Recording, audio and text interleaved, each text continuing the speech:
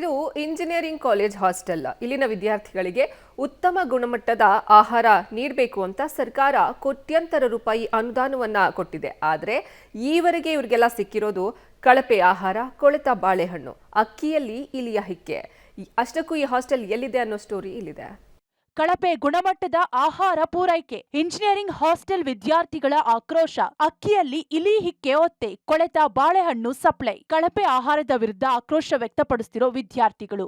ಕೊಳೆತ ಬಾಳೆಹಣ್ಣು, ಇಲಿ ಹಿಕ್ಕೆ ಬಿದ್ದ ಅಕ್ಕಿ, ಹುಳು ಹತ್ತಿದ ತರಕಾರಿ. ಹೌದು, ಇದು ಹಾವೇರಿ ಇಂಜಿನಿಯರಿಂಗ್ ಹಾಸ್ಟೆಲ್ನಲ್ಲಿ ಕಂಡುಬಂದ ದೃಶ್ಯ. ಹೌದು, ಕಳೆದ ಕೆಲವು ತಿಂಗಳಿನಿಂದ ಇಂಜಿನಿಯರಿಂಗ್ ಹಿಂದುಳಿದ ವರ್ಗಗಳ ಕಲ್ಯಾಣ ಇಲಾಖೆಯ ದೇವರಾಜ ಅರಸು ಹಾಸ್ಟೆಲ್ನಲ್ಲಿ ಅವ್ಯವಸ್ಥೆ ತಾಂಡವವಾಡ್ತಿದೆ.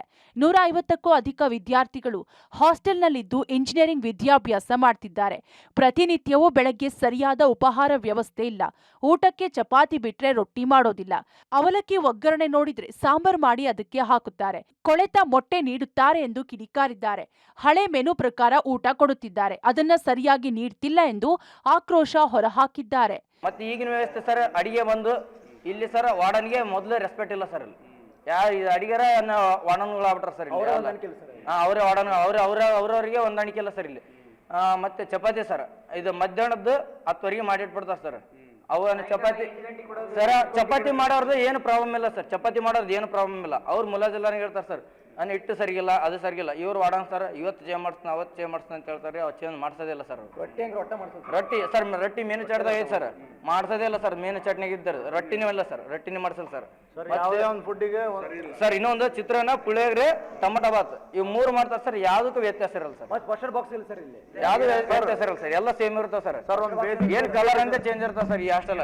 ಪ್ರತಿಯೊಬ್ಬ ವಿದ್ಯಾರ್ಥಿಯ ಹೆಸರಲ್ಲಿ ಪ್ರತಿ ತಿಂಗಳು 1800 ರೂಪಾಯಿ ಸರ್ಕಾರ ನೀಡುತ್ತೆ.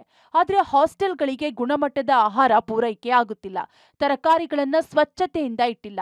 ಅಕ್ಕಿಯಲ್ಲಿ ಇಲಿಯ ಹಿಕ್ಕೆ ಮತ್ತು ಗುಣಮಟ್ಟದ ಅಡುಗೆ ಎಣ್ಣೆ ಸಹ ಬಳಕೆ ಮಾಡುತ್ತಿಲ್ಲ.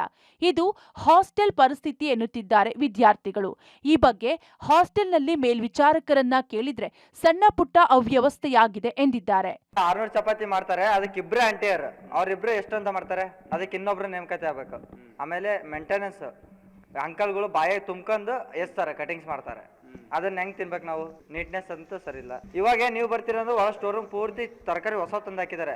ನಾನು ನೋಡಿದ ಚೀಲಗಳು ಈ ಗುಂಡೆ ಬಿದ್ದಾವಲ್ಲಿ. ನಾ ಈಗ ನೋಡಿ ಬಂದೆ, ಎಲ್ಲ ಗುಂಡೆಗಿದಾವೆ. ಆಮೇಲೆ ಬಾಳೆಹಣ್ಣು, ಎಗ್ಗು. ಸರ್ ಏನು ಸಮಸ್ಯೆ ಅನ್ನೋಕೆ ಏನೈತ್ರಿ, ಅವ್ರ ಪಾಪ ಟಿಫನಿಗೆ ಬರ್ತಾ ಇದ್ದಿದ್ದಿಲ್ಲ. ಅದ್ರ ಸಲುವಾಗಿ ಅವ್ರಿಗೆ ಟೈಮ್ ಸೇರಿನ ಮೆನು ಚಾರ್ಟ್ ಮೇನ್ ಬೇಕಂತ. ಮೆನು ಚಾರ್ಟ್, ಆ ಮೆನು ಚಾರ್ಟ್ ಅದು ಸಾಹೇಬ್ರ ಗಮನಕ್ಕೆ ತಂದದೆ. ಅವರು ಸರಿ ಮಾಡಿಕೊಡ್ತೇನೆ ಅಂತಂದ್ರೆ, ಆಮೇಲೆ ಊಟದೊಳಗೆ ಹಿಂಗೆ ಕೆಲವೊಂದು ತಮ್ಮ ಆದ ಒಂದು ಇದನ್ನು ವ್ಯವಸ್ಥೆ ಹೇಳಿದಾರೆ. ಅದು ಮಾಡಿಕೊಡ್ತಾನೆ ಅಂತ ವಿದ್ಯಾರ್ಥಿನಿಲಿಂದ ನನ್ನ ಮಕ್ಕಳು ಇದ್ದ ಹಾಗೆ ಅವರು. ನಮ್ಮ ಮನೆಯೊಳಗೆ ಹೆಂಗೆ ಮಕ್ಕಳು ಇರ್ತಾವೆ, ಅವರು ನನ್ನ ಮಕ್ಕಳು ಎಷ್ಟು ಹುಡುಗದವು ಅಷ್ಟು ನಮ್ಮ ಮಕ್ಕಳೇ ಇದ್ದಂಗೆ. ಇಷ್ಟು ಇದೊಂದು. ಆಮೇಲೆ ನಾನು ಈ ವಿದ್ಯಾರ್ಥಿ ಜೀವನದಿಂದ ನಾನು ಬಂದಿದ್ದೀನಿ. ಒಂದೇದ್ದು ಹಾಸ್ಟೆಲ್ ಒಳಗೆ ನಾನು ಜೀವನ ಮಾಡ್ಕೊಂಬಂದೀನಿ. ಸೆಕೆಂಡ್ರಿ ಏನಂತಂದ್ರೆ, ಇವರೆಲ್ಲ ಮಕ್ಕಳಲ್ಲ, ಹಿಂಗಾಗಿ ಇವ್ರು ಯಾವ ರೀತಿಯಿಂದ ನಾನು ತೊಂದರೆ ಅವರಿಂದ ನಾನು ಅಪೇಕ್ಷೆ ಪಡಲ್ಲ. ಪಾಪ ನಮ್ಮ ಮಕ್ಳು ಹೆಂಗೆ ನಾನು ಸಾಕ್ತೀನಿ ಹಂಗೆ ನಾನು ಅವ್ರು ಸಾಕಿನಿ. ಹೆಚ್ಚು ಸಮಯ ನಾನು ಹಾಸ್ಟೆಲ್ ವಿದ್ಯಾರ್ಥಿ ನಿಲ್ಲದೇ ಕಳ್ತೀನಿ ಇಷ್ಟು ವರ್ಷನೂ. ಅದಕ್ಕೆಲ್ಲ ಒಂದು ಪೂರ್ವಕವಾಗಿ ಅದಕ್ಕೆಲ್ಲ ಬಗೆಹರಿಸಿ ಅವ್ರು ಕೊಡ್ತಾರೆ. ಮಕ್ಕಳಿಗೆ ಏನು ತೊಂದರೆ ಆಗದೆ ನಾನು ನೋಡ್ಕೊಂಡು ಜವಾಬ್ದಾರಿ ನಾನು ಅಷ್ಟೇ ಚೇಂಜ್ ಮಾಡ್ತೀನಿ, ಅವಶ್ಯವಾಗಿ.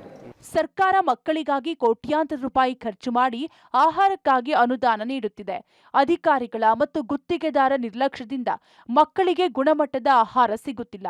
ಇನ್ನಾದರೂ ಅಧಿಕಾರಿಗಳು ಎಚ್ಚೆತ್ತುಕೊಂಡು ವಿದ್ಯಾರ್ಥಿಗಳಿಗೆ ಗುಣಮಟ್ಟದ ಆಹಾರ ನೀಡಬೇಕಿದೆ. Fakirayya, public TV, Haveri.